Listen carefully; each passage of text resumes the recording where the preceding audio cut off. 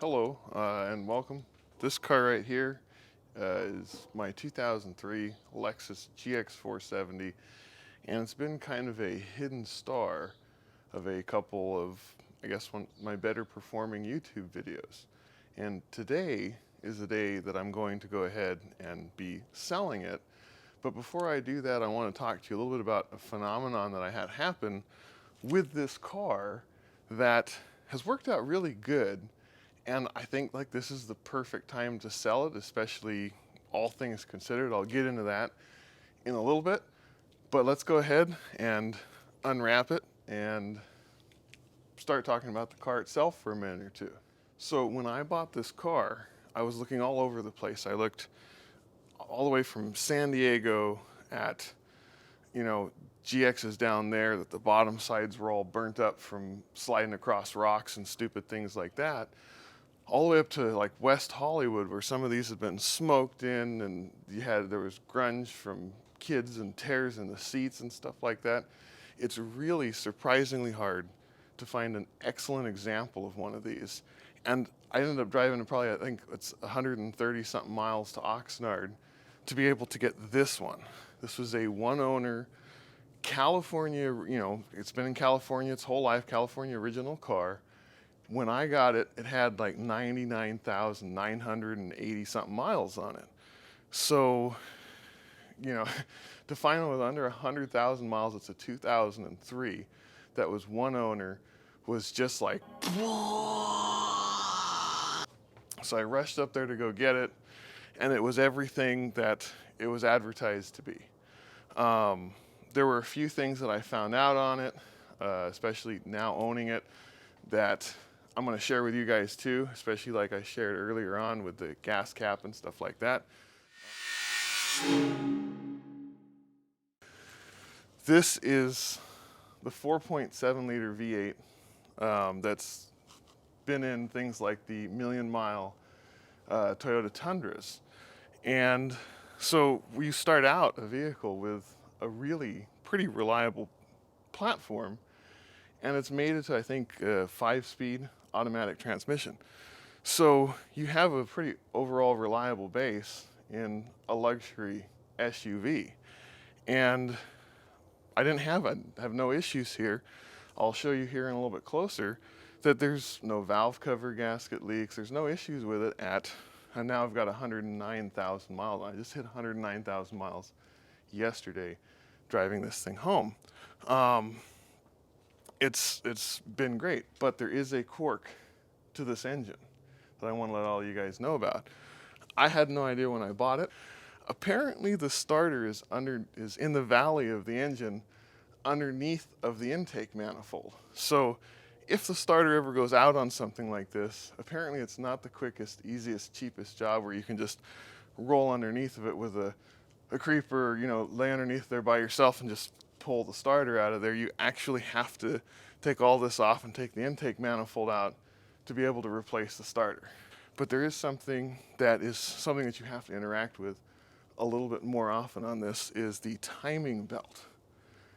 I think Toyota's recommended maintenance plan for the timing belt is 100,000 miles, give or take. I don't know the year span of it. But the timing belt also surprisingly runs the water pump. And I think that's fairly normal in cars like this with the timing belt. So if you have a water pump failure on here, you have to do quite a huge disassembly to replace the water pump.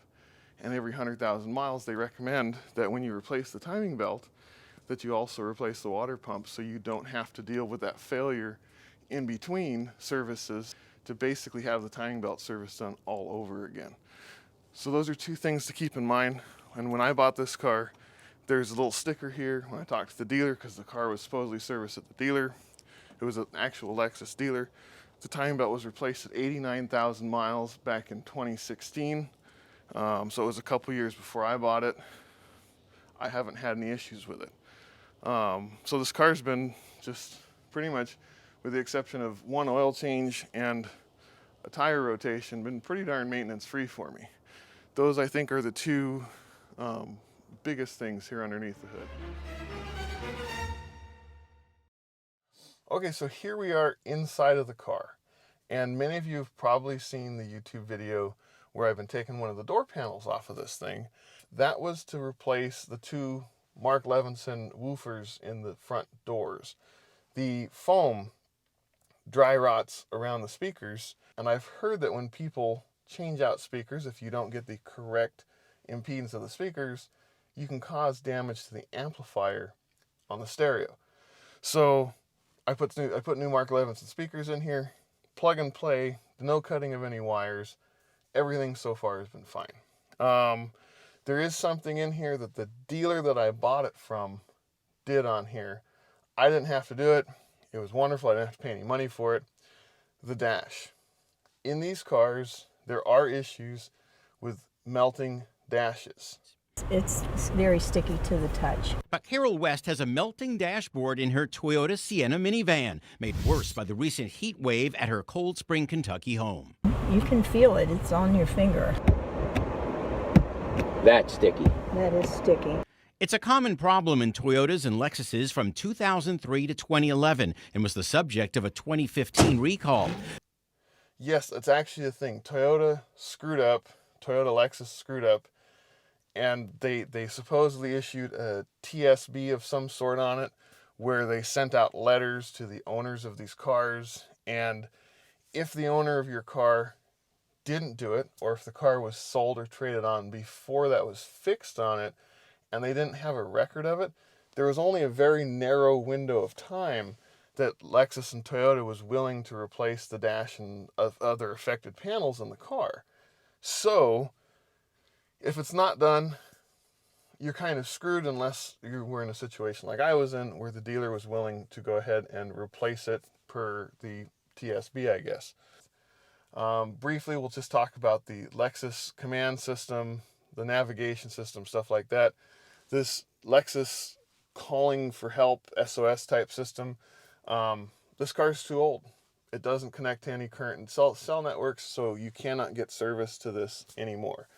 The navigation system in here, it's a DVD-based navigation system. I didn't update it, but it is kind of nice to have it because, you know, if you're kind of lost out in the middle of nowhere and you don't have any cell phone signal, it works more or less to get you back to certain main points.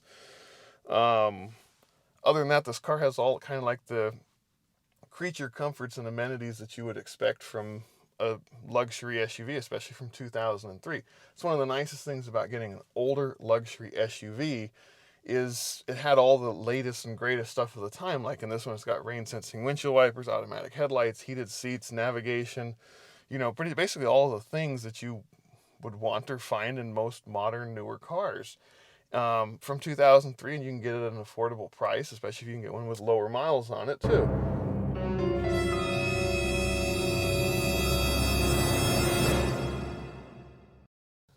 Now, I know many of you are probably asking the question of what you just saw there, right? Yes, I believe you couldn't spec these at the time with anything but air suspension in the back. They came factory with air suspension in the back.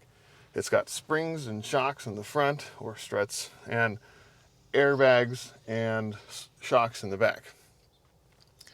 Yes, it is a common point of failure. So during my time of owning this car, I did have both the airbags in the back replaced. The airbags were $364.85 each to have Lexus factory airbags put in here. Yes, there are much cheaper options, I think for less than $100 per airbag. There's only 2 of them. I would totally recommend getting that fixed if you do have a problem with the air ride suspension losing pressure. Because if it's losing pressure, your air compressor's running a lot more. The solenoids are opening and closing more often. Everything back there is working, and I don't think that air compressor is cheap. The airbags, as far as I know, they were the original airbags from 2003. So a one-time, expenditure of $700 to get you another 15, 16, 17 years, I don't think it's a bad transaction, right?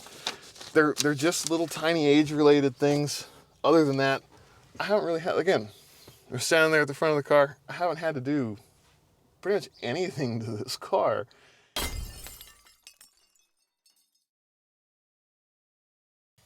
I am sitting behind myself. I don't have the most legroom in the world, but you know, obviously if you kind of sit around the driver's seat, I'm pretty comfortable back here. The back seat has the ability to recline in a few different positions, which has been kind of sort of nice. The back seat, I'm not sure if you can see it, but it has rear air conditioning vents. It even has rear air conditioning vents to the third row of seats back here. Yes, this fairly small SUV does have a third row of seats. No, you guys aren't going to see fat 300 plus pound me try and get back there. It's just not going to happen. There's not enough space for somebody like me back there. But yes, it does have third row seats. It has rear air conditioning, climate control to adjust both the fan speed and the temperature. It's a pretty decently roomy car, and it has, I think, pretty much all of the amenities with the exception of like TVs and stuff back here that you would want in a modern SUV. Okay, so let's take a look in final here on kind of the biggest oddity of all on this car is this weird back door. This seems kind of neat maybe that, you know, you have this wide of an opening. You don't have, you know, anything limiting you here on the top that hangs over, but you have the door that swings this way. Imagine if there's somebody parked right up on you and you've parallel parked next to a sidewalk and you're trying to load the back end of the car. Okay, maybe that's not that big of a deal, but then you actually think about it a little bit further. This is the passenger side. So if you're over here and you need to load things into here, you have to either bring all of your luggage and cargo over to the street side here, at least here in America, to get it here into the back of the car. I think the reason why this isn't an issue elsewhere, this is actually marketed overseas as the Toyota Land Cruiser Prado. And I think most of the countries, or some of the countries that this is marketed as the Toyota Land Cruiser, they drive on the other side of the road. So this is actually the passenger side of the car. And when you're parked up against the street, you can load your luggage into here with the door as much smaller opening. And you also don't, you know, don't have this door right here just basically isn't an issue. But here in America, yeah, it kind of sort of gets to be a little bit of an issue from time to time where you're trying to load something in here, cars parked too close to you. You can't even get the door all the way open, and sometimes when you do, you have to go around it to get things in here, which kind of sucks if you're on vacation and stuff like that and you need to grab a camera bag or something out of the back. Now to address the point that I brought up at the beginning of the video, yes, I am selling this. As many of you have seen, earlier this year, I bought a 2004 Lexus SC430 with about, at the time I bought it, with 59 or 58,000 miles on it. Now it just has a hair over 60,000 miles on it, and that took the place in the garage of this. This is a really, really clean version of this car, and I've kind of felt bad having it outside. I went and I bought a Lexus factory car cover for it the day that I parked it outside, and I haven't felt fully right leaving it out here. And something that for some odd reason or another right now, you've seen prices on cars skyrocketing, used cars skyrocketing. Why? I don't know. But I'm not a big fan of leaving something like this outside, especially that I looked really hard for. It's a really clean example of it. I've only put, well, a little bit over 9,000 miles on it in the last 2.5 years that I've owned it. I don't drive it that much. It's in the driveway. I got to move cars all over the place. And I was looking online, and to my surprise, to see something like this for $16,000, $17,000, $18,000, $20,000, $22,000, $24,000 with more miles in certain cases than this car. Some of them 12 grand. There's one that I found for 12 grand with a salvage title and obviously an accident on the record, 4 previous owners.